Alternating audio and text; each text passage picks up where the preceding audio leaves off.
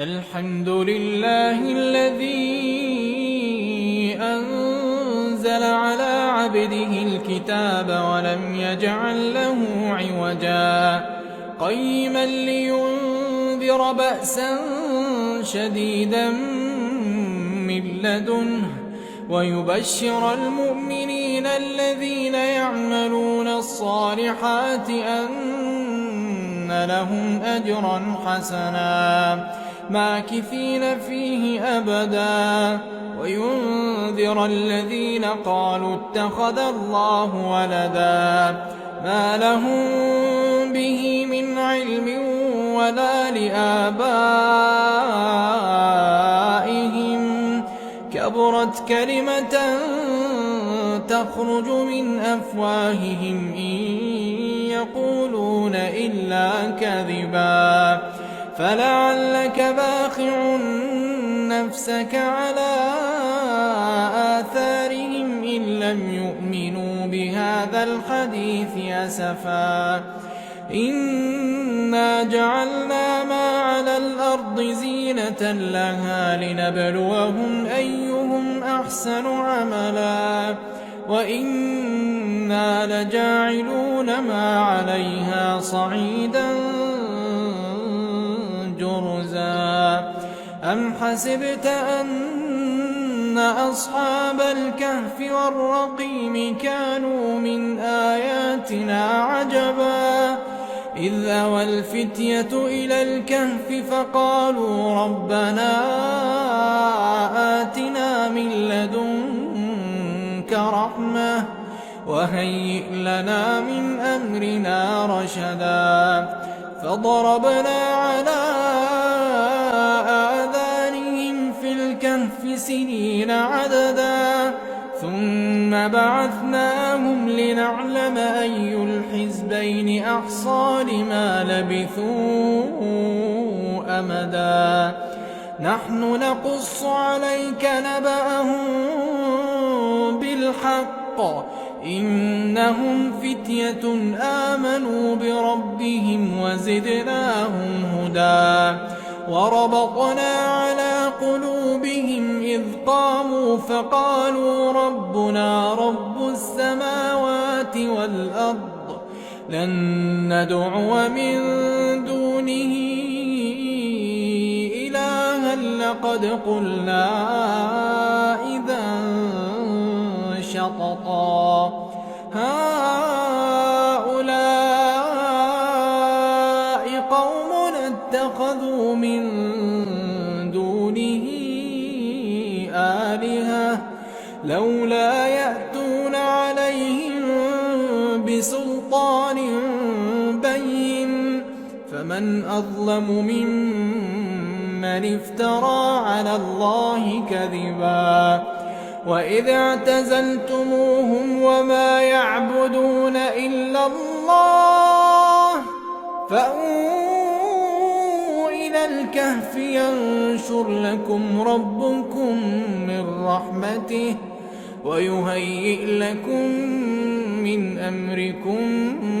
مرفقا وترى الشمس إذا طلعت تزاور عن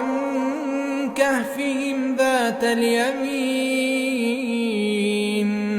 وإذا غربت تقرضهم ذات الشمال وهم في فجوة منه ذلك من آيات الله من يهد الله فهو المهتد ومن يضلل فلن تجد له وليا مرشدا وتحسبهم أيقاظا وهم رقود ونقلبهم ذات اليمين وذات الشمال وكلبهم باسط ذراعيه بالوصيد لو اطلعت عليهم لوليت منهم فرارا ولملئت منهم رعبا وكذلك بعثناهم ليتساءلوا بينهم. قال قائل منهم كم لبثتم؟ قالوا لبثنا يوما أو بعض يوم. قالوا ربكم أعلم بما لبثتم فابعثوا أحدكم بورقكم هذه إلى المدينة فلينظر أيها أزكى طعاما فليأتكم برزق منه وليتلطف ولا يشعرن بكم أحدا. إنهم إن يظهروا عليكم يرجموكم أو يعيدوكم في ملتهم ولن تفلحوا إذا أبدا. وكذلك أعثرنا عليهم ليعلموا أن وعد الله حق وأن الساعة لا ريب فيها إذ يتنازعون بينهم أمرهم فقالوا ابنوا عليهم بنيانا ربهم أعلم بهم. قال الذين غلبوا على أمرهم لنتخذن عليهم مسجدا. سيقولون ثلاثة رابعهم كلبهم ويقولون خمسة سادسهم كلبهم رجما بالغيب ويقولون سبعة وثامنهم كلبهم قل ربي أعلم بعدتهم ما يعلمهم إلا قليل فلا تمار فيهم إلا مراء ظاهرا ولا تستفت فيهم منهم أحدا. ولا تقولن لشيء إني فاعل ذلك غدا إلا أن يشاء الله. واذكر ربك إذا نسيت وقل عسى أن يهديني ربي لأقرب من هذا رشدا. ولبثوا في كهفهم 300 سنين وازدادوا 9 قل الله أعلم بما لبثوا له غيب السماوات والأرض أبصر به وأسمع ما لهم من دونه من ولي ولا يشرك في حكمه أحدا. واتل ما أوحي إليك من كتاب ربك لا مبدل لكلماته ولن تجد من دونه ملتحدا. واصبر نفسك مع الذين يدعون ربهم بالغداة والعشي يريدون وجهه ولا تعد عيناك عنهم تريد زينة الحياة الدنيا ولا تطع من أغفلنا قلبه عن ذكرنا واتبع هواه وكان أمره فرطا. وقل الحق من ربكم فمن شاء فليؤمن ومن شاء فليكفر. إنا أعتدنا للظالمين نارا أحاط بهم سرادقها وإن يستغيثوا يغاثوا بماء كالمهل يشوي الوجوه بئس الشراب وساءت مرتفقا. إن الذين آمنوا وعملوا الصالحات أحسن عملا أولئك لهم جنات عدن تجري من تحتهم الأنهار يحلون فيها من أساور من ذهب ويلبسون ثيابا خضرا من سندس واستبرق متكئين فيها على الأرائك نعم الثواب وحسنت مرتفقا. واضرب لهم مثلا الرجلين جعلنا لأحدهما جنتين من أعناب وحففناهما بنخل وجعلنا بينهما زرعا كلتا الجنتين آتت أكلها ولم تظلم منه شيئا وفجرنا خلالهما نهرا وكان له ثمر فقال لصاحبه وهو يحاوره أنا أكثر منك مالا وأعز نفرا ودخل جنته وهو ظالم لنفسه قال ما أظن أن تبيد هذه أبدا وما أظن الساعة قائمة ولئن رددت إلى ربي لأجدن خيرا منها منقلبا. قال له صاحبه وهو يحاوره أكفرت بالذي خلقك من تراب ثم من نطفة ثم سواك رجلا لكن هو الله ربي ولا أشرك بربي أحدا. ولولا إذ دخلت جنتك قلت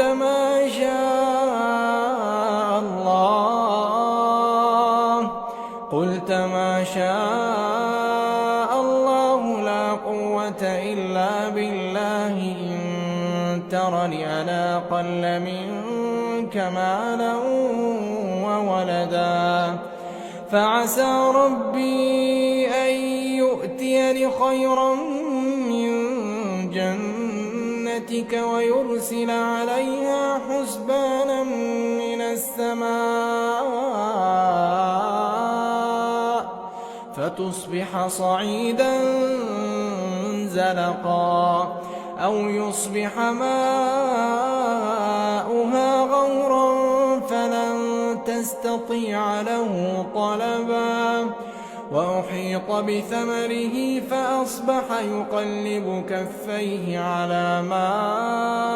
أنفق فيها وهي خاوية على عروشها ويقول يا ليتني لم أشرك بربي أحدا ولم تكن له فئة ينصرونه من دون الله وما كان منتصرا هنالك الولاية لله الحق هو خير ثوابا وخير عقبا. واضرب لهم مثل الحياة الدنيا كماء إن أنزلناه من السماء فاختلط به نبات الأرض فأصبح هشيما تذروه الرياح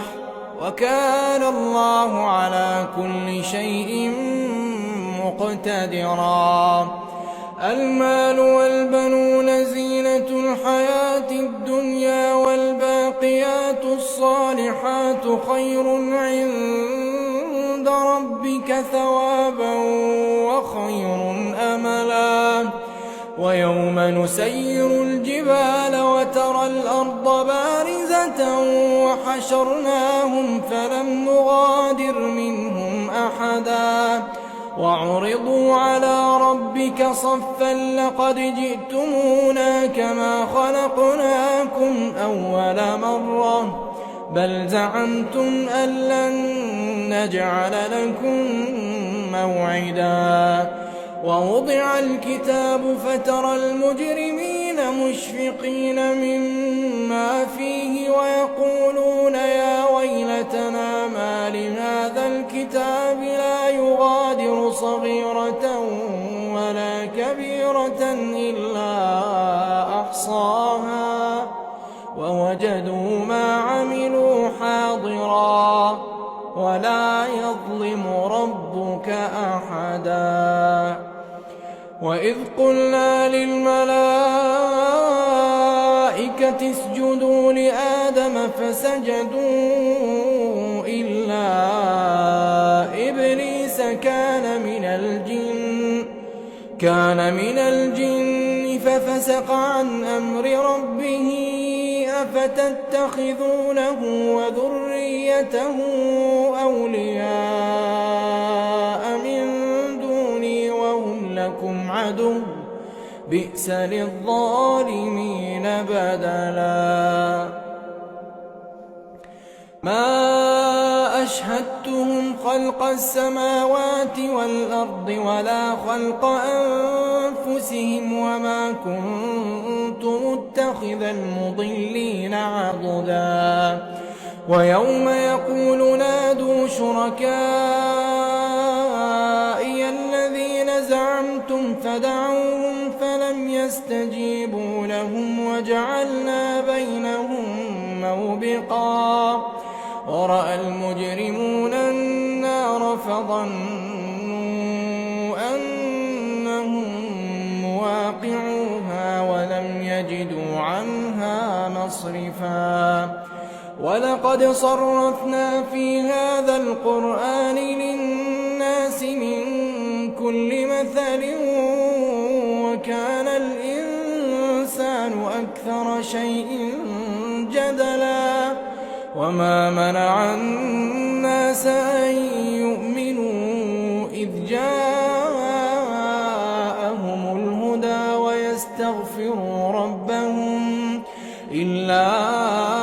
أن تأتيهم سنة الأولين أو يأتيهم العذاب قبلا وما نرسل المرسلين إلا مبشرين ومنذرين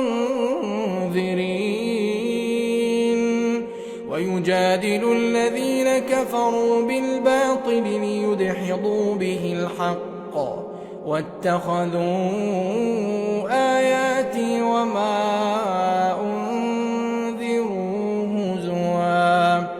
ومن أظلم ممن ذكر بآيات ربه فأعرض عنها ونسي ما قدمت يداه إنا جعلنا على قلوبهم أكنة أن يفقهوه وفي آذانهم وقرا وإن تدعهم إلى الهدى فلن يهتدوا إذا أبدا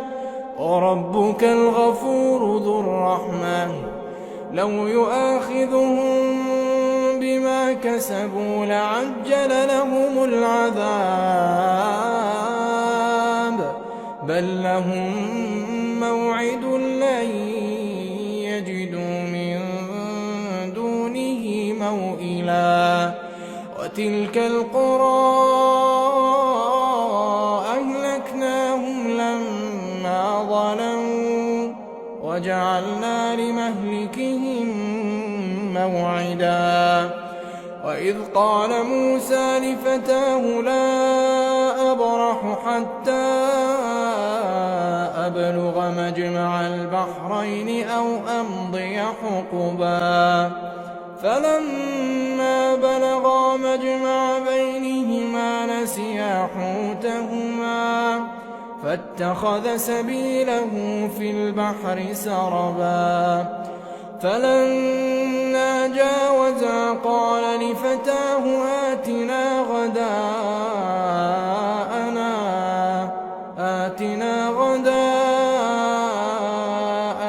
لقد لقينا من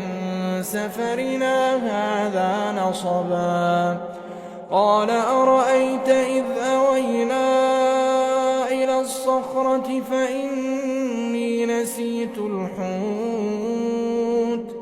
وما أنسانيه إلا الشيطان أن أذكره واتخذ سبيله في البحر عجبا قال ذلك ما كنا نبغي فارتدا على آثارهما قصصا فوجدا عبدا من عبادنا آتيناه رحمة من عندنا وعلمناه من لدنا علما قال له موسى هل أتبعك على أن تعلمني مما علمت رشدا قال إنك لن تستطيع معي صبرا وكيف تصبر على ما لم تحط به خبرا قال ستجدني إن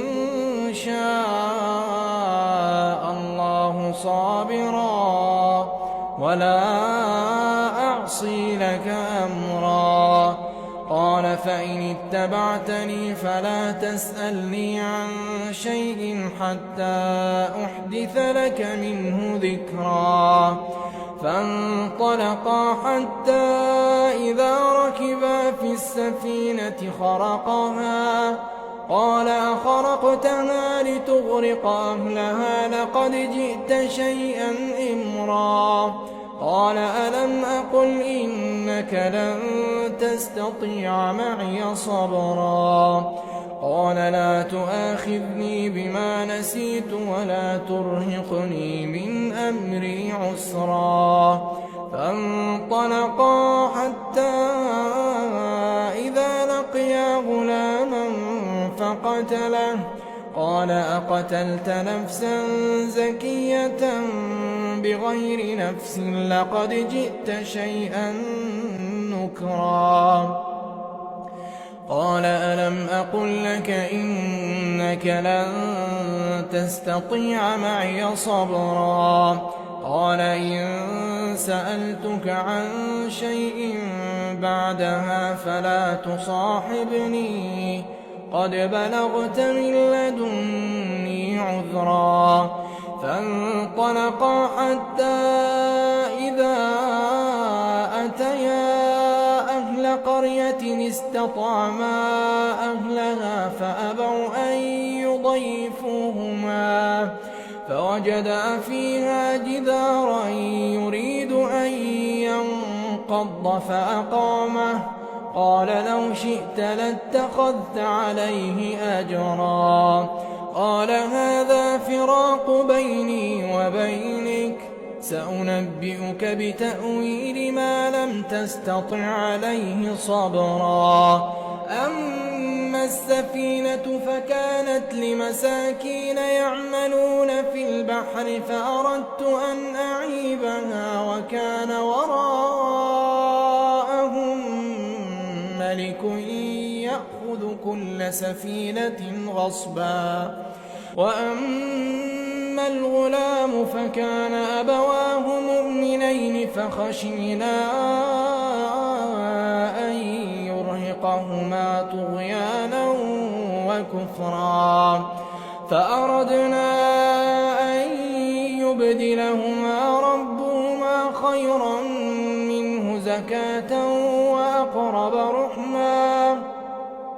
وأما الجدار فكان لغلامين يتيمين في المدينة وكان تحته كنز لهما وكان أبوهما صالحا فأراد ربك أن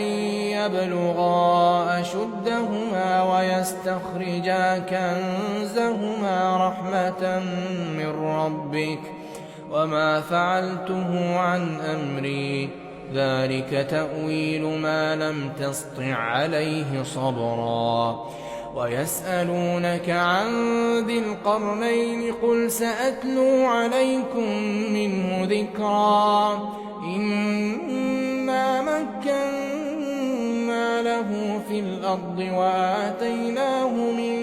كل شيء سببا فأتبع سببا حتى إذا بلغ مغرب الشمس وجدها تغرب في عين حمئة ووجد عندها قوما قلنا يا ذا القرنين إما أن تعذب وإما أن تتخذ فيهم حسنا قال أما من ظلم فسوف نعذبه ثم يرد إلى ربه فيعذبه عذابا نكرا وأما من آمن وعمل صالحا فله جزاء الحسنى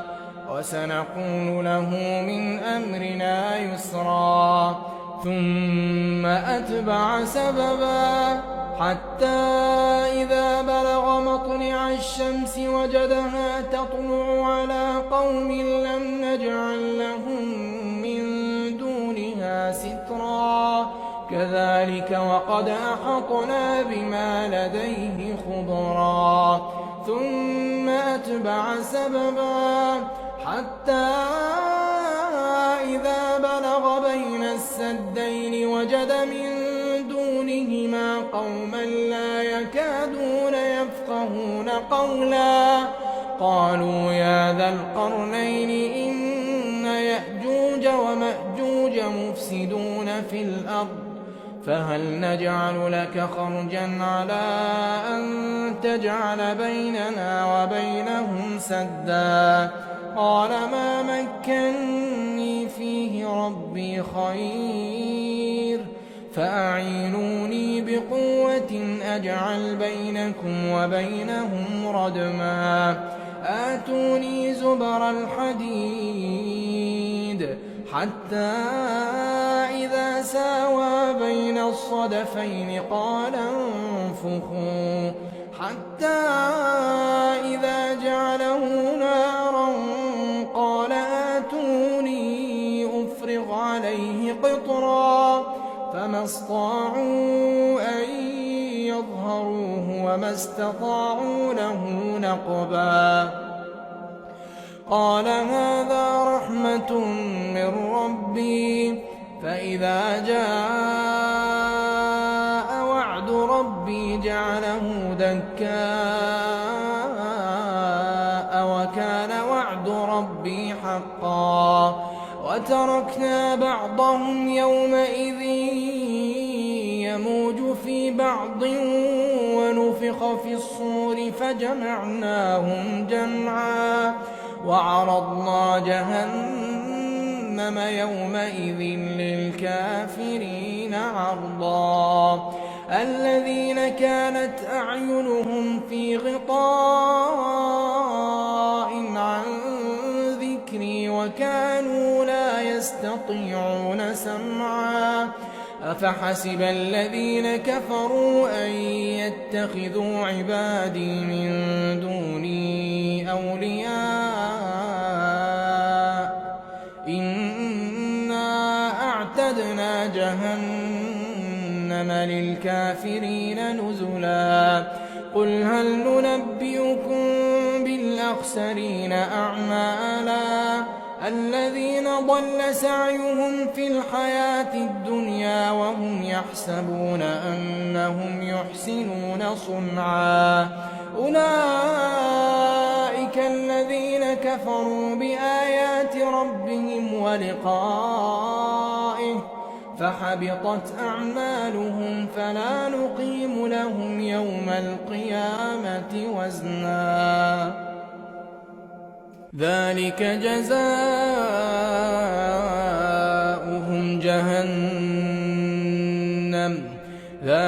جزاؤهم جهنم بما كفروا واتخذوا آياتي ورسلي هزوا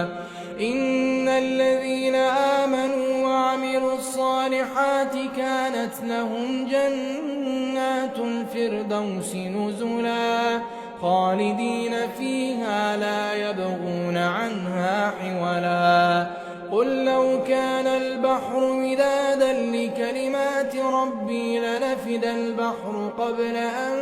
تنفد كلمات ربي ولو جئنا بمثله مددا قل إنما أنا بشر مثلكم يوحى إلي أنما إلهكم إله واحد فمن كان يرجو لقاء ربه فليعمل عملا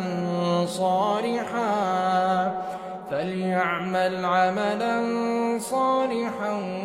ولا يشرك بعبادة ربه أحدا.